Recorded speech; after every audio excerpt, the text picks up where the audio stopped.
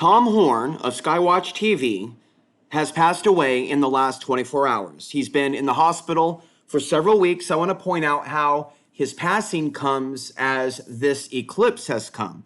I've been talking about the eclipses for a long, long time. And so there are some things that happen, ladies and gentlemen, in our world when we go through these eclipses. I understand there is controversy regarding Tom Horn. There is with a lot of people that deal with conspiratorial content. However, he has put out a great deal of positive content. I met him several times in Portland, Oregon. He was gracious enough to let me interview him. So I thought that in this moment in time that we are in, I'm going to show you that interview. A lot of my content has been shadow banned over the years, and a lot of the information shared with me by a wide variety of guests is just no longer available. It's not searchable. You can't find it, especially my content on the supernatural. Tom Horn is one of the best guests that I ever had in studio in Portland, Oregon. The next thing that I'm going to bring up is the year 2025. Okay, I've been warning about this period. I'm not saying the end of the world is happening in 2025, so nobody needs to retort with no one knows the day or the hour, because we're not talking about end times per se when we talk about 2025. I will have you know that I've been studying it for a number of years, and it appears that the world powers are preparing to stage a third world war scenario where they likely have already determined who's going to win this war. And many of us believe that that is China, that China is being set to lead the new world order. It's not the end of the world. It is a major challenge that is coming to our country. And so I invite you to follow links down below to check out my documentary, Fourth Horse Rising, to check out my work, and we will pray for Tom Horn. Thank you very much.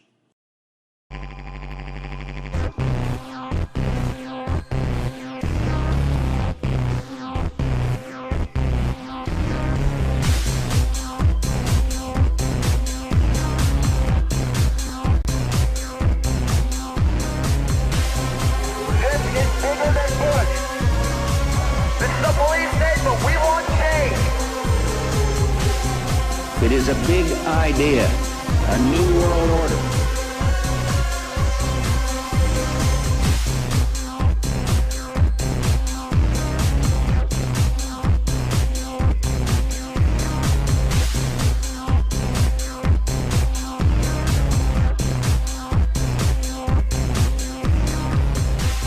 Your world is not what it seems.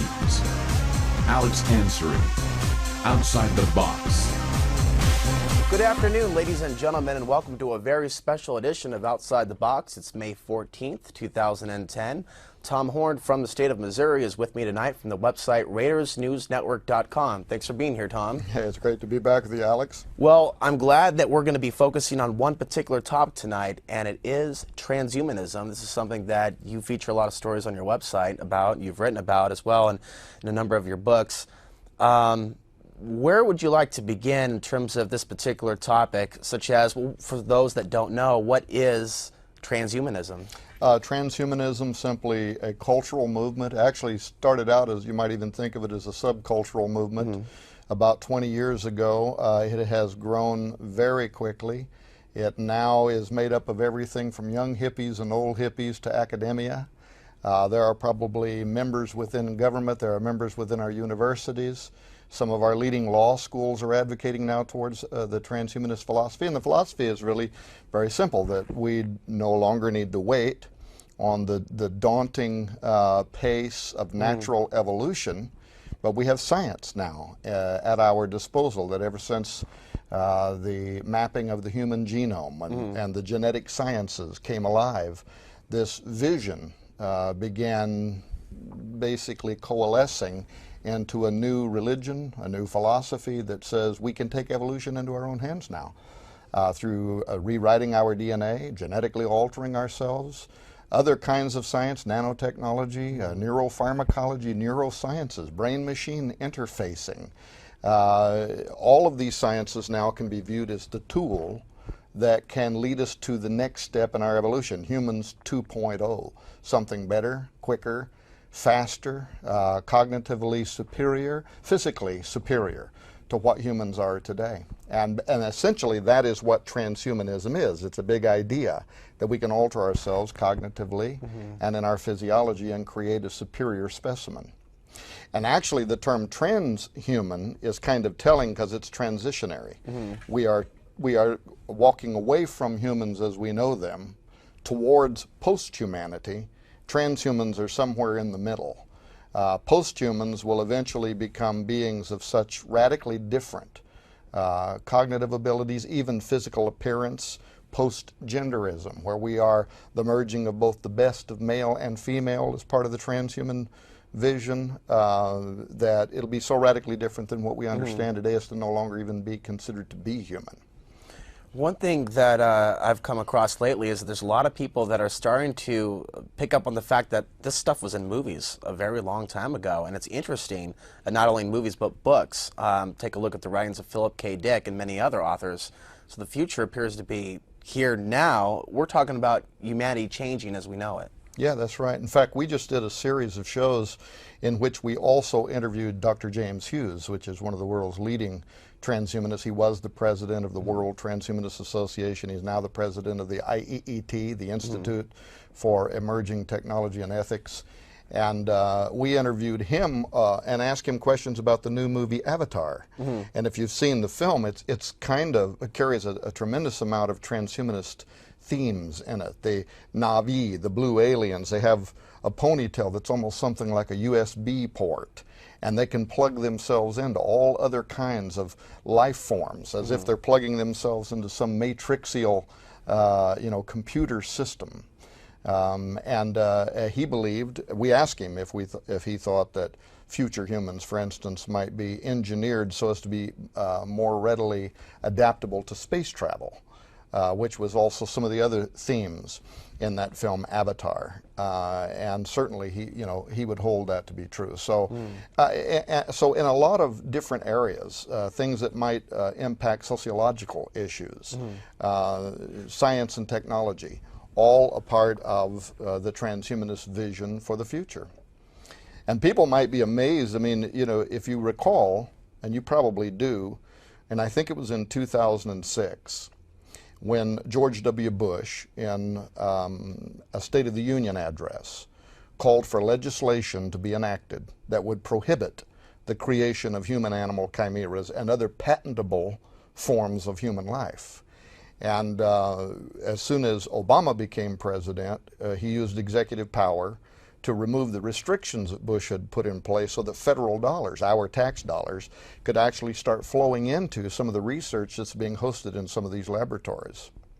Much of it, of course, under the pretense of stem cell sciences, but most of the public doesn't realize that that almost always includes, at least at the embryonic level, the creation of human-animal chimeras. So this isn't just some theory that you've concocted in your mind and in your imagination. This is factually happening. This attempt to modify life, taking stem cell research to however far they can take it, basically. And that's why, like your website, does tend to document some of these things. But this is something that's not just happening in America, is it? This is something that's fairly global in nature. It's global in nature, and the amazing parts of it. For instance, there was a press release. A Reuters news story, actually, about maybe 5 months ago now, called "Scientists Want Debate on Animals with Human Genes." And if you recall, about 24 months ago, the whole embryology discussions, that were going on in the UK, and these scientists were soliciting the government for public funds to fund their research into human-animal chimeras, and the government of the UK was taking so much pressure from parts of the public over the ethics of it, they opened it to kind of a public forum. So you had everybody, you had people that were for it, against it. The Vatican had 2 bishops that were there, and the 2 bishops said, if a woman participates in these experiments by providing eggs or ovum, and then later has a conflict of conscience and decided that she wanted to raise this half human, half animal as her offspring, she ought to have the right to do so. And what the bishops, I think, were illustrating was the tortured ethics, the questions that could arise in what we are now doing literally in thousands of laboratories around the world. Some of the Jewish Orthodox priests weighed in, and they said, well, if this is a part human, part cow, how much of it would have to be human for it to be protected under our laws, and at what point would the integration with the cow then allow us to burn it as a sacrifice? So there is no way to wrap our mind, especially in a Judeo-Christian type culture that has formed the basis of much of our law here in the United States of America, for us to be able to reconcile some of what we're doing. But Alex, we're doing it anyway. I'll bet the public does not know that in 2006, the US Department of Health gave a grant to Case Law School in Cleveland, Ohio of $773,000. There was one purpose behind this. You can go and Google the original news stories and read what the purpose behind the grant was. It was to establish the guidelines and government policy that needs to be enacted for human enhancement, and how the Constitution, the Bill of Rights, for instance, might be extended to protect a human non-human. And so Max Melhelm, who was the professor of bioethics and still is, I believe, at Case Law School, was chosen to lead a team of law professors, bioethicists, genetic engineers, molecular biologists, philosophers, over a 24-month period of time. And the other part of their press release that was astonishing was they said they were going to use actual human test subjects for designing the guidelines around human enhancement as the next step in human evolution. This funded by the US Department of Health. Well, the study ended in 2009. And of course, you know, I had been waiting with bated breath for 24 months because I wanted to know in what way did they use human test subjects to try to develop guidelines around human enhancement, re-engineering humans. No report came forward, and still has not come forward. But here is what I found to be interesting, is that Max Melhelm, immediately at the conclusion of that study, started touring the United States, providing lectures at universities. And there's two lectures that he's providing. One is called Directed Evolution, Public Policy and Human Enhancement. And the second is called Transhumanism and the Future of Democracy. And you can go to the Arizona State University, and that second lecture is available right now as a podcast. So as long as it's on their website, you can go and actually listen to the lecture that grew out of public funding. So it's happening at the executive level by presidential allowance. It's happening through the U.S. Department of Health. As you've documented yourself on your show numerous times, the U.S. military is interested in super soldier technology and extended performance warfighter for total battlefield domination, and literally billions of dollars over a decade have flowed. And now you probably saw where the 2011 budget for DARPA includes several $1 million for what they call biodesign, which is the purpose of which is to create an immortal organism, and they even want a kill switch put in it in case this thing becomes a lethal force and you know, gets out of Pandora's box. Meanwhile, Iron Man 2 is out in the theaters, you know, and he's wearing the exoskeleton, so that's another promotional movie for the military. You know, Tom, another thing that a lot of people aren't aware of, just briefly go over this, is what genetically modified food could be doing to our DNA structure, in addition to these attempts to move us into this transhumanistic reality. I'm sure you've seen a lot of these studies that have come out recently, even reaffirming the damage that does to our liver, our kidneys, our organs. No, that's exactly right. And Alex, we're not going to know for probably a decade, but we are the lab rats when it comes to genetically modified foods. Those tests you're referring to, Arpad Pusztai did tests, which was suppressed by a giant corporation whom I will not name. His research was confirmed by other independent studies. Irina Ermakova did studies, and Greenpeace, as you know, has been involved with other persons who have been suing some of the corporations to try to get this information out into the public. And slowly but surely it's coming out into the public. And the thing was that the tests were done in such a way that they could have actually even been peer reviewed, in that they were done through redundancy. We did a trial, we did it again, and every time we starved rats and then set in front of them genetically modified potatoes and organic potatoes, and then open the door, they'll run to eat the organic potatoes. They don't even want the genetically modified food until there isn't any other option. And then when they eat it, their offspring is developing cancerous tumors. They're half the weight they should be. They're dying at half-life. These are the kind of tests that in the history of the United States would immediately have put the brakes on this technology, but it seems like the FDA now is owned by some of these corporations, actually taking the reports from inside the corporation's own specialists or employees or whatever who are saying this is not a threat to human health, and yet where the test fields where genetically modified crops are being raised downwind from these, people are developing respiratory conditions that seem to be above their nation's national averages. There is a significant amount of material that's being suppressed right now just with genetically modified crops. So then extrapolate what that might mean when we start talking about genetically modified animals and genetically modified humans, who also are going to be now in the environment in the very near future. You could go in, mad cow disease, for instance, developed as a result of cows eating some of their own DNA, eating their own byproducts, a type of cannibalism, and it led to a kind of brain disease. So now imagine in the near future, you're in the restaurant and you're eating goat cheese, and somehow some transgenic goat escaped its environment and has been out there breeding, and now all of a sudden you're consuming human DNA. Well, I'll tell you, I am not a vegetarian, but I think about it more and more these days when I read about cloned meat. Yeah. I mean, it's like, this isn't safe. I've actually had these arguments with people, Tom, where I'm trying to explain you don't want to be eating cloned cow. They're like, well, at least it's not genetically modified. So have you caught some of the latest reports on where this is going?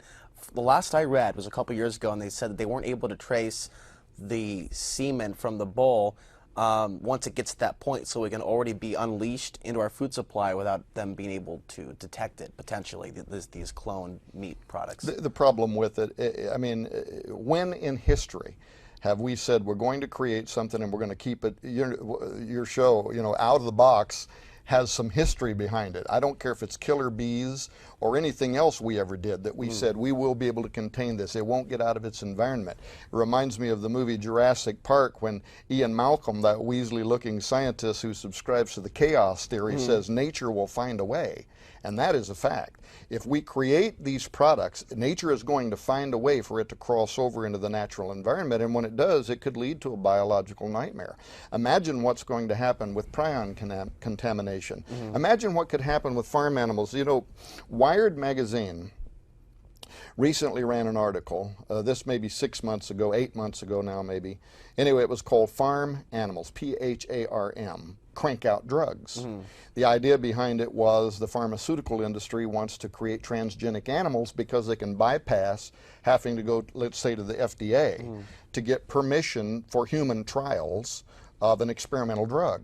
Well, the way to get around that and not have to get permission is you create a transgenic animal that's got human DNA, and you can use it as your laboratory to see how those human elements, those parts, are going to respond to this treatment for a particular kind of disease. And you can kind of write around the FDA's guidelines and say, we tested this against human DNA, and it works. So Wired Magazine wanted to write an article. The writer for Wired Magazine, her name was Elizabeth Svoboda. And she contacted me. She had read an editorial that I had written for WorldNet Daily that was raising caution about some of this. And she said, would you be willing to be part of this article, because she wanted the article to be balanced. And I said, sure. And I sent her a couple pages, maybe 10 different issues in which I thought, caution could be raised. When the article came out, nothing I wrote was included. And I emailed her and I said, Elizabeth, how come nothing I provided was included? And she said, originally it was in the article, but the editors at Wired Magazine censored it out because they wanted the article to have more of a positive approach to pharmaceuticals from transgenic animals, meaning that we are actually depriving the public from information that they should have in order to reach a decision in the public forum as to whether there ought to be concerns, and therefore they can pressure their legislators, they can pressure their governments to either not fund or even provide legislation like Bush was calling for to prohibit it. But there was one line that I had used, and I'll say this, then I won't stay on this article issue, but I had said we need to be cautious about tinkering with God's plan.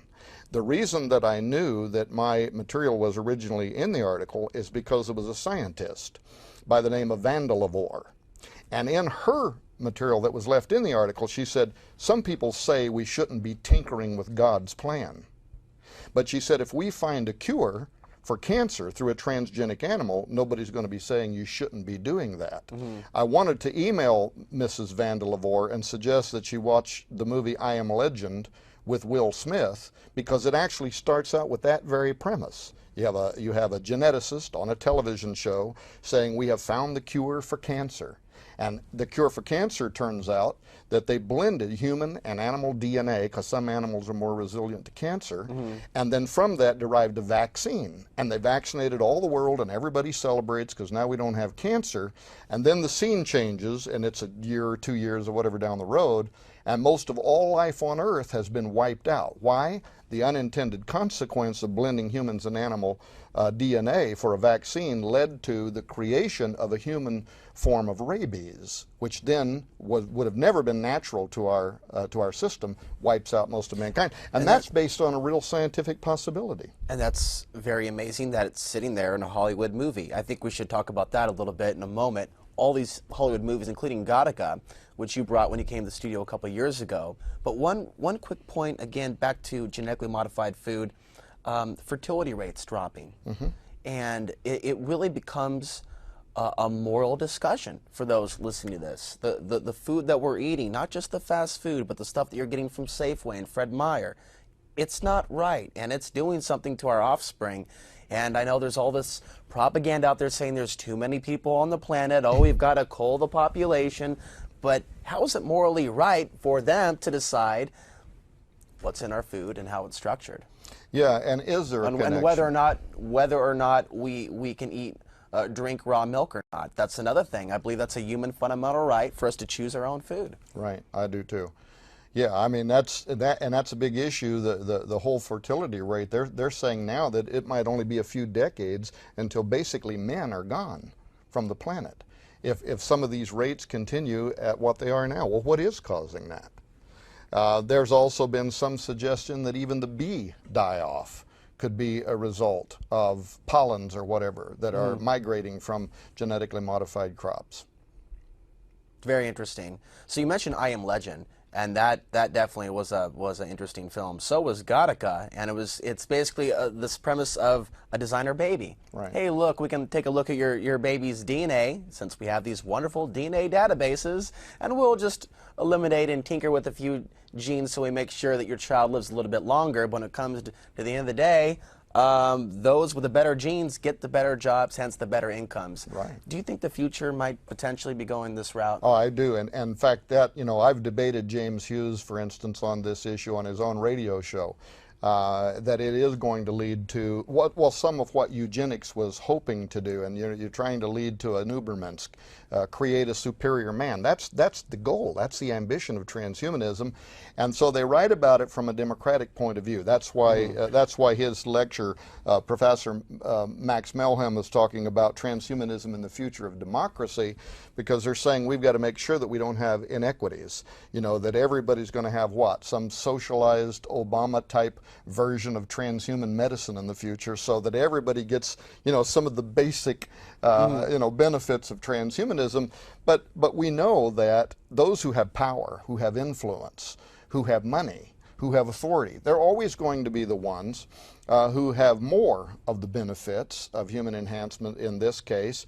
And so where you already have a gap right now, that gap is going to dramatically be inflated between the haves and have-nots. But in this case, it's going to be extrapolated to an entirely different level. I mean, if you're a CEO, you own a corporation, and you're trying to remain competitive in the marketplace, and you're competing with CEOs out there who have brain-machine interfacing, they've been enhanced, they can plug themselves in the matrix, they can think, they can process data at 1 billion times faster than us naturals, you know what I mean? And you're trying to stay competitive, who are you going to hire? That's going to be the future marketplace. Now, imagine the same thing with kids going to school.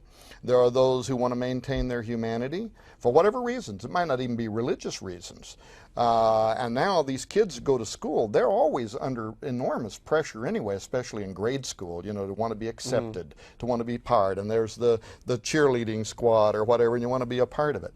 Now imagine what it's going to mean for these future children who are trying to go into some kind of a public education system, and you have the enhanced enhanced and the non-enhanced, and there is going to be no way the non-enhanced can compete. So now they're bringing all this pressure home, and the parents who are trying to maintain their humanity are having to deal with this. It's a nightmarish, Gattaca-like future world that is going to develop. And let me say one other thing. Even some of the transhumanists are saying this.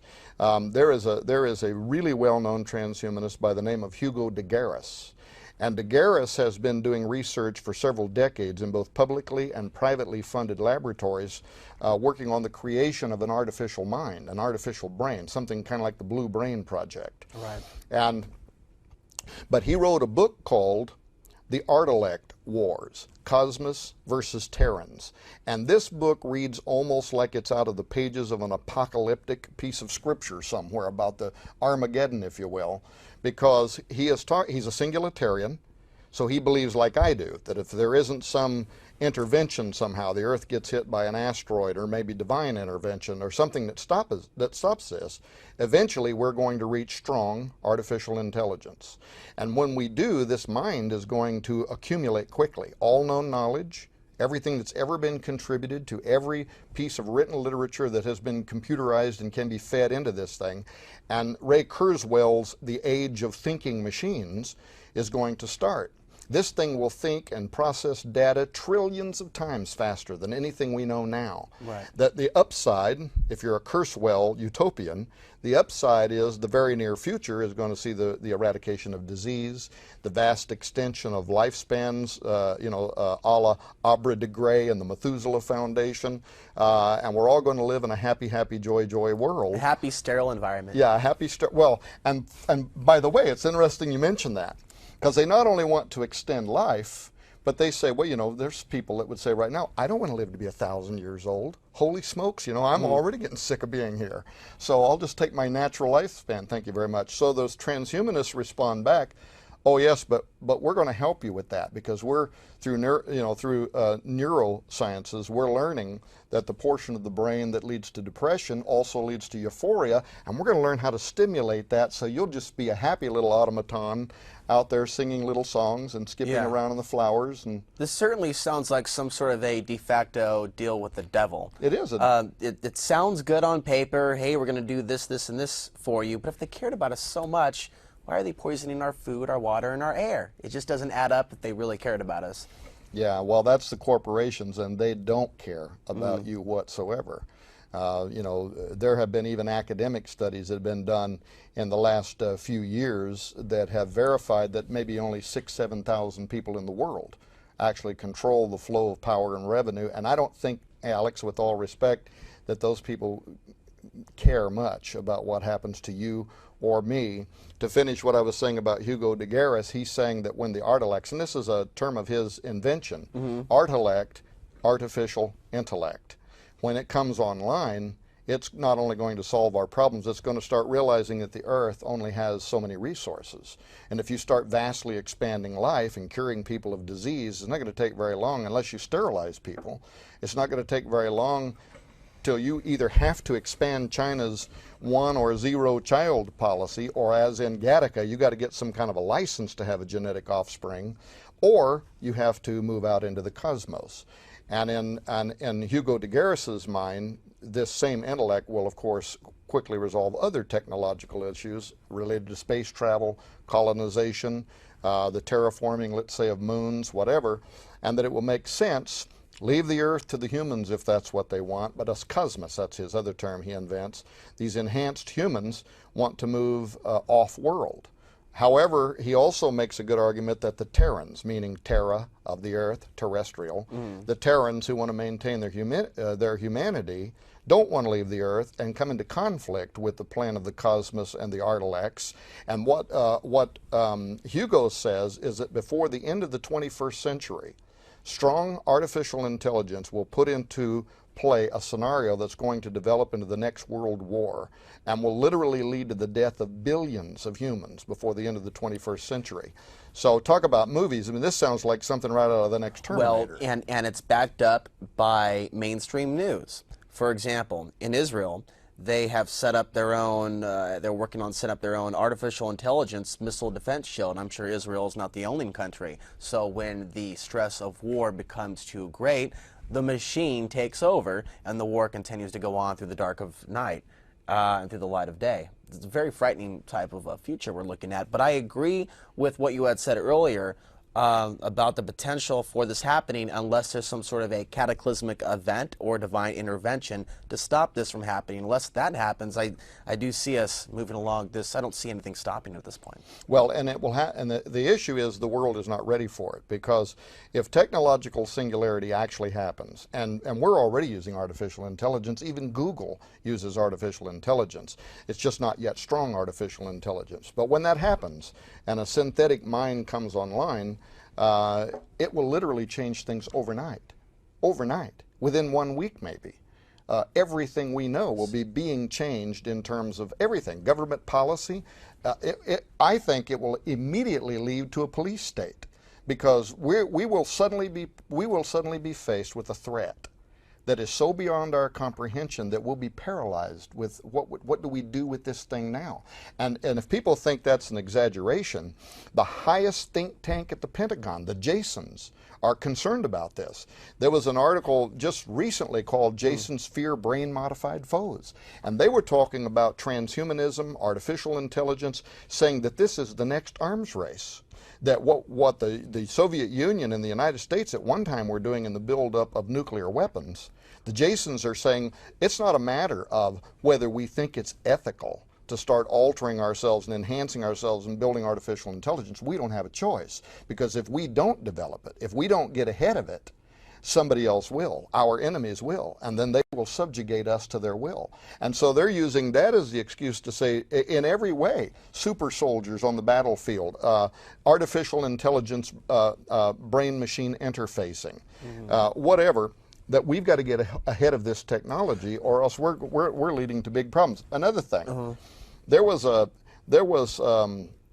House Foreign Affairs Committee. Did you see this? No. A House Foreign Affairs Committee hearing just this last year, 2009. It was held in California. Brad Sherman, Democrat Brad Sherman, chaired this meeting. And now Brad Sherman was picked because he is known for his expertise in the spread of nuclear weapons of mass destruction in the hands of terrorists. But guess what the conference was about? It was about how do we protect ourselves in the future from transhuman terrorists. Mark Stensel, who is a writer for Congressional Quarterly, actually attended this and listened to the House Foreign Affairs Committee hearing meetings, lectures, and he left there and he said, I've never seen anything like it. He wrote an editorial for CQ saying this sounded more like a script for a Hollywood sci-fi movie. They were talking about superhumans, super intelligence, super animals, and how all of this could very soon become literally a lethal force against which we are absolutely unprepared to deal. Yeah, and in addition to that, they've also used that argument about we've got to expand these technologies before our enemies get the upper hand. We saw this with Project Paperclip in terms of the Nazis being imported to the United States, or Alan Dulles of the CIA saying the Russians will get these Nazis, rocket propulsion scientists, mine scientists that were involved in early MK Ultra programs before they were relocated here. So that's interesting. And the other thing that I was thinking about as you were speaking is that I think why a lot of people aren't aware of some of the things that you're talking about, I think it's obvious people are so bombarded today with the economy, with the fear of not surviving, economic instability around the world. We appear to be on the verge of war with Iran, which could trigger something with China. And so it's interesting to see how much they're preparing for the human species while they have us distracted with all of these other things taking place, and ball games, of course, as well. Right. Yeah. It's interesting. Yeah. Well, Tom, I guess a lot of people are probably wondering who's behind this. And I know we only have so much time, but I mean, it definitely looks like a very coordinated, organized intelligence, a very dark intelligence that wants to seize control over the species. And I know there's a lot of theories out there, but there are more people opening up to this idea that fundamentally there's something very, very wrong, and we're in the crosshairs of something. Yeah, and this is where it begins to borderline, the spiritual, the metaphysical, the supernatural. And interestingly, even among transhumanists, there is the growing belief that this technology could literally lead to the opening of a doorway through which we may make contact with an intelligence that we most certainly are not prepared to deal with. And James Hughes is a Buddhist. There is now a Christian Transhumanist Association. There is a Muslim Transhumanist Association. There's a Mormon Transhumanist Association. And it's Wow. Yeah, and it's because they too believe that this technology isn't just going to alter us, our biology, but it may even change the definition of soul or spirit, and it may lead to contact with something on the other side. One of the leading transhumanists, Nick Bostrom, actually wrote his thesis, earned his prestigious seat at Oxford University, writing his thesis on transhumanist values. And if you go to his website, nickbostrom.com, and just pull the screen down and click on transhumanist values, thankfully he's got his thesis right online where you can read it. He talks about a great deal of things, but one of the points that he makes is that by merging ourselves with animals, we may be able to open into new modes of perception, because animals can see into areas of the light spectrum, for instance, that we can't see into. And so merging ourselves with them could open new modalities, new sensory modalities. Well, why that's interesting is because, for instance, in the Bible, the story is told of Balaam's donkey. And Balaam's riding down the road, but the donkey can see something he can't see, and that's an angel standing in the middle of the road going to take his head off. So it implies, and of course other studies have been done that show that animals sometimes seem to be reacting to something or afraid of something. A dog barking at something that we can't see seems like there might be something there. Right before an earthquake, sometimes we see disturbances with the moods of animals, or Yeah. elephants in Thailand a couple years ago. That's right. But now, at Arizona State University, where the Templeton Foundation has been funding for the last several years, just a huge line of discussions on transhumanism and the future of democracy. ASU just recently launched a brand new project called the Sopia Project. And I bet people will be surprised if they go to Arizona State University's website, click on the Sopia Project, what they're going to find. Because growing out of this these transhumanist lectures is the idea now that they want to confirm and they want to make contact. That's what this project is about. And then they define what they want to confirm communication with and make contact with: angels, demons, ghosts, the spirits of the dead, extraterrestrial intelligence, a universal mind, God. The whole list is there. And once again, who is funding the technology that will lead us to humans 2.0 and that whole transhuman future? It's being funded everywhere, in our universities, in our laboratories. It's a global phenomenon, and there's no turning back from it. So where is it going to lead us? I think Hugo Dearis may have it right. It could lead to an Armageddon, literally a battle between the forces that want to maintain humanity and those who want to destroy it. There's a lot of concern that we are currently witnessing some sort of implementation of Project Bluebeam as well, with these holograms that are being seen in the skies. For example, the pyramid that was rotating above Moscow recently. We've also seen strange craft in China that don't look entirely real or physical, but to the naked eye, they could appear real. So we've also entered this realm of time, Tom, where we can't necessarily trust our own eyes. Some of your thoughts on this explosion, and I'm not saying UFOs don't exist, but this explosion in sightings that aren't necessarily appearing to be completely legit. No, you know, I've read about Project Bluebeam in the past, and I also know that they've made great advances in holographic imagery.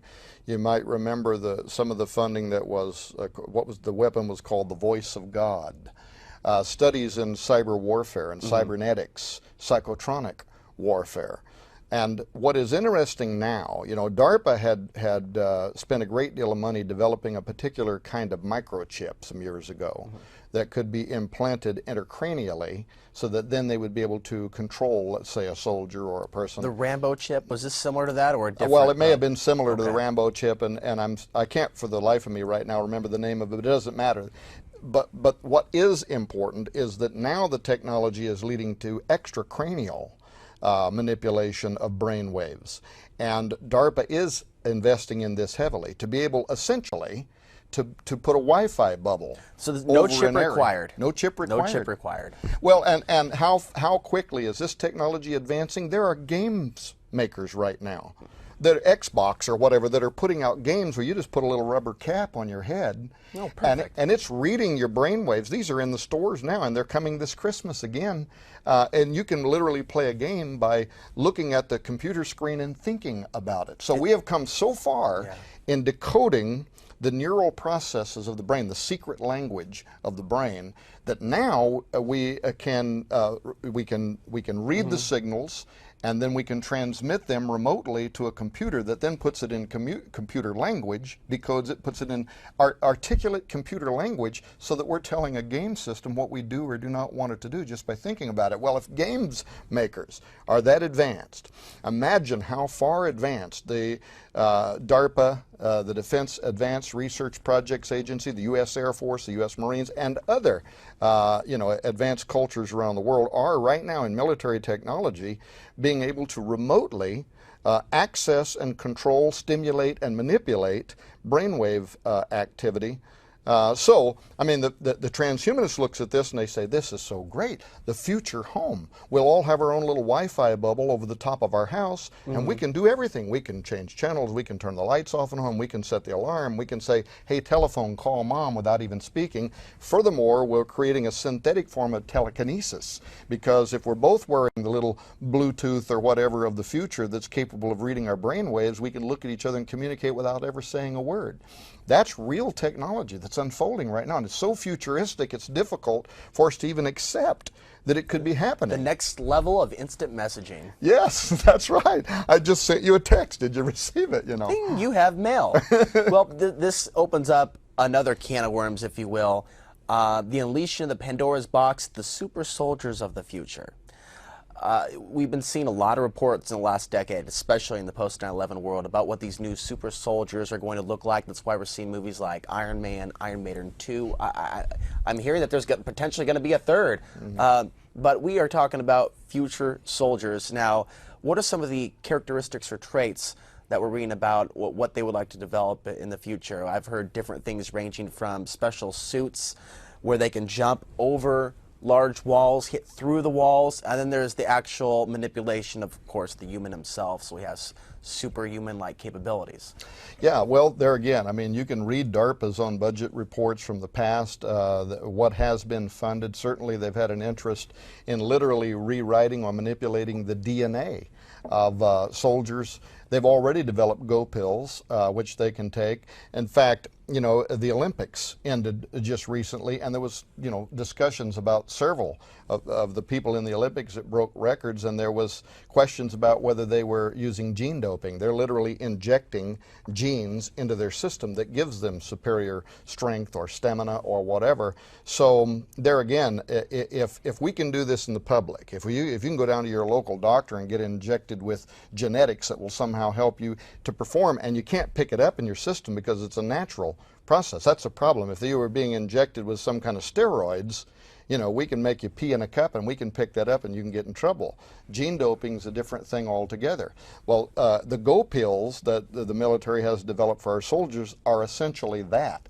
It'll help them stay awake for very long periods of time. Interestingly, they also have an interest in diminishing the human trait towards harming another human individual, to make them dull to the sense of killing, so that they literally become killing machines who can fight tirelessly for days on end. We're talking about the manufacturing of the urukai. That's what we're talking about, creating literal killing machines that have been altered genetically for total battlefield domination. But there's also going to be a non-military application of this technology, either by accident or by purpose, and within transhumanism they intend it to be intentional, of course. The Birkbeck Law School, picking up on the House Foreign Affairs Committee meeting, saying we've got to get ahead of this technology because these are going to be future threats on the street, not just overseas on a battlefield. These things are going to be here, and they're going to be powerful, and we have to learn how to deal with them. The Birkbeck Law School, which teaches crime scene analysis, crime scene investigators, recently put out a press release in which they said they're going to have to develop courses for crime scene investigator students in the future to learn how to analyze a crime scene that has been perpetrated by a human non-human. Because let's say that you have a serial rapist, but he's part wolf, or he has some of the genetics of a wolf.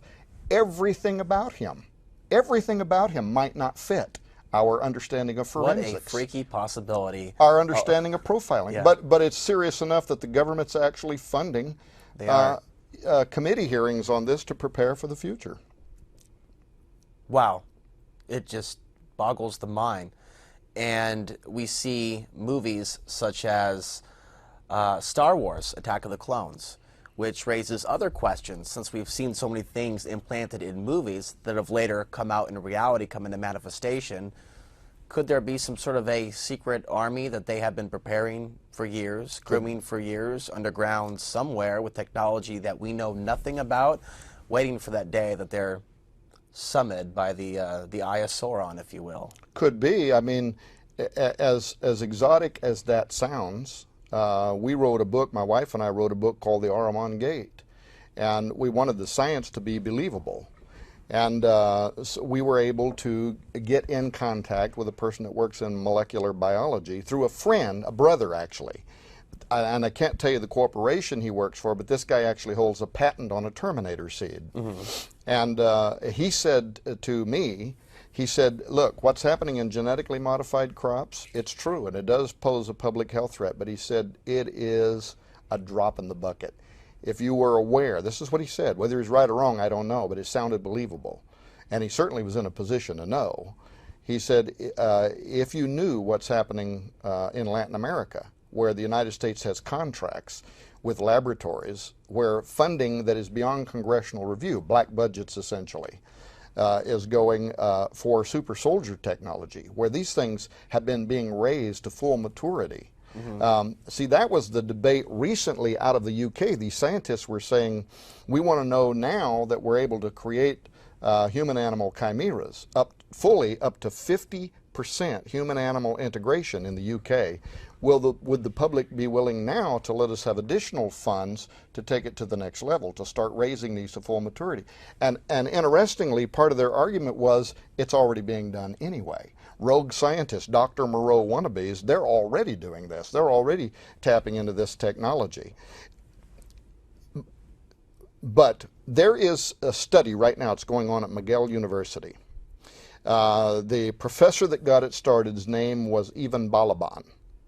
And what he did was a simple experiment, but it had profound implications for what we're talking about with transhumanism and genetically altered humans.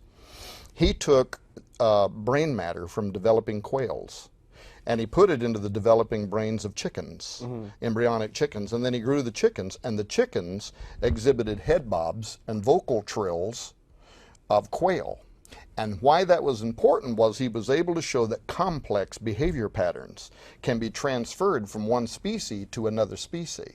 And the implications behind that via transhumanism and altered humans means when we start blending ourselves with animals, we're not just going to make ourselves stronger. We could literally start altering behavior patterns in very, very complex ways. Humans could start developing a bloodlust for blood like some animals have. I mean, we could literally be talking about lycanthropes. Is that the most insane thing?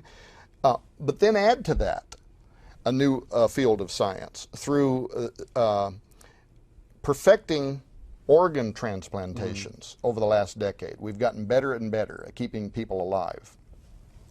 And you've probably heard of cellular memory transfer, where people who are having large organs donated and recipients put in their bodies and they're staying alive are suddenly experiencing memories that are not native to them. Right.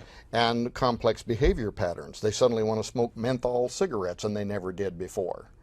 Or you know, they've always been very conservative, and all of a sudden they want to get involved with every immoral behavior on earth, right? And there's almost 400 case studies now that are making a connection between the donor organ they received and the person who died and left those organs behind. They're actually connecting that some of these memories seem to belong to this person, or the habit that this guy had. He likes to drink a certain kind of beer and smoke a certain kind of cigarette, and all of a sudden this person that never knew him starts developing the same behavior patterns. And what this is saying is that long-term memory storage may not work the way we've historically said, that there's a certain part of the brain, for instance, where long-term memory storage is held. That's true. And maybe it's being held in our DNA, which would provide a longer-term template for that memory to be stored. Well, if that's true, Alex, what's going to happen when we start going into the local genetics lab saying, you know, I've always wanted to be part monkey, you know?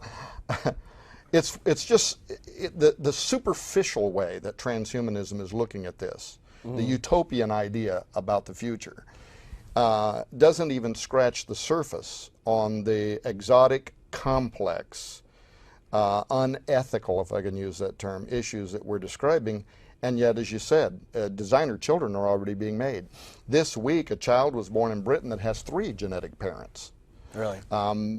This week, scientists are now discussing how they think they can make a third helix. Why only have 2 helixes when we can have a third one? And the third one can take control of the first 2. Those ones that God made aren't quite getting the job done. So we'll create one that man can take control of. It boggles the mind. There's something else too that I want to see a connection made here, at least to understand how we got from Nazi Germany to this point. We saw the implementation of eugenics. Even before Nazi Germany became a vehicle of tyranny throughout Europe. Eugenics, thanks to Francis Galton, the cousin of Charles Darwin, I believe, already had this philosophy spreading throughout Europe, those that are the higher class and those that are the lower class. And all of a sudden, 50, 60 years later, transhumanism is being talked about on a regular basis. I just look at Wired magazine today. So how did we get from eugenics to transhumanism? Is there a connection here with some of the same powerful either banking families or bloodlines? How did we get from that to where we are today? Yeah, certainly could be. Obviously, eugenics was, you know, the whole idea was to create a superior bloodline, improve the human gene pool by encouraging breeding among those families that you're talking about, some of the wealthy Europeans and whatever, while at the same time discouraging breeding among, you know, the unwantables. And if we couldn't discourage them from breeding, then for a long time we would simply sterilize them, and we'd write laws around why we were doing it. Right, just 70 years ago, 80 years ago, there'd be a picture of someone, and based on the size of their jaw, the size of their nose, particular ethnic groups within Italy, these are more likely to be rapists or killers based on how they look, correct? Right, yeah, that's exactly right. And that's a piece of our history, again, that, you know, most Americans don't realize that even up until recent history. I think in the 70s, the last of these laws were actually being, you know, taken off the textbook. And I would tell you that people like James Hughes, other leaders within transhumanism, that's why they talk about democracy. They don't have an interest in seeing the kind of selective extermination that was being practiced in Germany, but it still is wishful thinking. It is still going to lead to a classification of haves and have-nots, a classification of people, and the divide between the human races, is going to be deepened by those who have the opportunities of human enhancement. Now, I want to ask you your thoughts on China. Do you see any specific reason why China's been involved also in this push to expand the limits of what is physically possible in terms of transhumanism? I mean, you just got done talking about organ harvesting, and they've obviously had a lot of experience harvesting the organs of the Falun Gong there. Your thoughts on China today and its part in this? Well, I'm not an expert on China, and I have, you know, I have private thoughts about why they would be so interested in continuing to invest in our own fiat currency, and how that in the very near future may give them a dominant role in almost setting policy for the way, foreign policy at least, the way it will be written and the way it'll be conducted, wars that we may fight.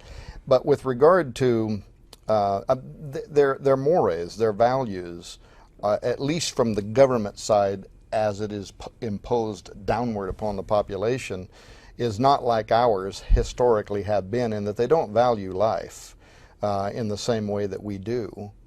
Their one-child policy, their willingness to harvest organs from prison inmates, allow those to be sold in a kind of a black market operation. And they have been investing in technologies that will lend itself to transhumanist aspirations. We've also forced many church members underground as well. Forced church members underground. What role will they play? I think everybody realizes now that whatever the future is, unless something radically changes, China is going to be somewhere in a dominant role, taking advantage of whatever the technologies are, whatever the currencies are. And I just have I'm not an expert in this field. I have a very strange feeling, though, about what's happening right now with regard to the Titanic of us printing money we don't have, and China continuing to invest in owning the debt of the United States, and how at some point in the near future the walls really could crumble down around us. Why does China want to own so much debt? Well, because it can be paid in territory. Even our own president has said this in the past, that when you only have 5% or 10% of the gold in Fort Knox that you need to stand behind how many dollars you've printed, and China has come in and they bought all of this debt of the United States, and all of a sudden your economy goes to collapse. How are you going to pay China back for what they've invested in? The only gold you got left is territory, it's land. And so you start surrendering large pieces of the United States to somebody who essentially can foreclose on you. Now, of course, that would probably lead to a war, unless it happens over a period of time. Drip, drip, drip.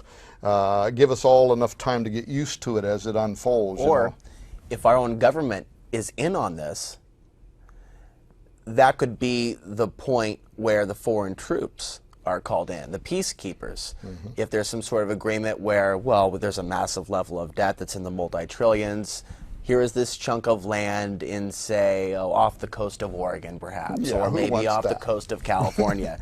Obviously, there's going to be uproar if that were to take place. Yeah, how it relates to transhumanism. See, you're the expert on this, and as I understand it, maybe it's a secret. You probably will be producing a film at some point in the future on this, and I can't wait to see it. But I'm certainly not the expert that you are on that matter. Well, hopefully, when I get the film done, it'll shed some light on this and hopefully connect some new dots. But I think a lot of these things that we're talking about are coming together at this particular point in time, where there are many different particular challenges and outcomes. And I think really it's a matter of how we respond to these challenges that'll dictate what the future really holds. I mean, on a philosophical note, I think there's some things that might potentially be predestined, but yet there is still potentially an ability to change some of this if we were to get active, if we were to start speaking out against these things. Yeah, and to that end, I mean, I have to tell you, as an old guy, I'm really happy with some of what I'm seeing happening here in the United States right now. The Tea Party movement, the counterculture movement. See, I remember the days of the hippies. I was a hippie. Can you imagine that? I had hair down to here. And I still recall my buddies, out in the middle of the road, come on, Tom, let's go to Woodstock. Well, this was certainly just a ragtag group of kids, but it started happening everywhere. It was Haight-Ashbury. You went to Woodstock? Huh? I didn't get to go, no. But I'm saying I remember them in the middle of the road saying, "Come on," and I couldn't go. Oh, you got to be there. Well, I wish now I would have went. But the point is, it was a cultural phenomenon. It was a grassroots awakening. You couldn't have manufactured it, and it certainly wasn't the established power structures that were making this happen. No, I don't. And my entire adult life, I have been waiting for a moment. I've been out there like you, Alex. I've been out there sometimes preaching to I don't know who, wondering if anybody's even listening. I remember when I preached the Religious Broadcasters Convention 1991, and I said, if Americans don't wake up and teach their kids how to think, we will have a dictator in this country within 10 years. Well, that fell like a lead balloon.